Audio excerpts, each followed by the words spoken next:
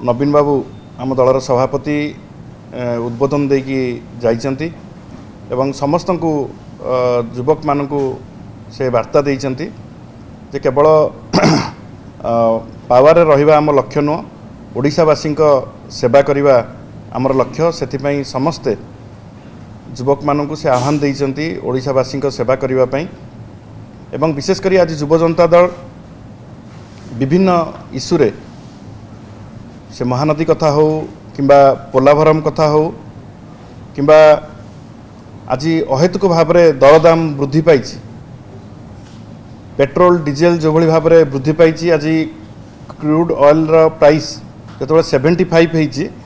से सरकार 100 टंकार कम केंद्र सरकार तेल दर करूना कमाऊना एमती अनेक इश्यू अच्छी चाकरीर इश्यू अच्छी बिजु युव जनता दल ओडिशार युवक युवती मानकर आशा और आकांक्षा को लेकिन आमे आग को जीवु राजरास्ता को जीवु एवं जो पर्यंत ओडिशार युवक युवती मानकू से न्याय न मिली जो पर्यंत से तांकर अधिकार न मिली से पर्यंत ए लड़ाई जारी रहिबो एवं बिजु युव जनता दल निश्चित भाव में संगठन को आहुरी सुदृढ़ करी व्यापक करी आगामी 2029 रे किभली भाव में बिजु जनता दल पुनश्च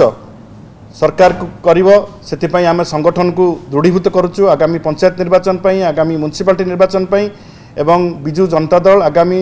जेकोसी निर्वाचन आसिले गोटे निर्णायक भूमिका जेभली भाव में नहीं पारिबो आमे तृणमूल स्तर व्यापक भाव में बिजु युव जनता दल को संगठित करुचु।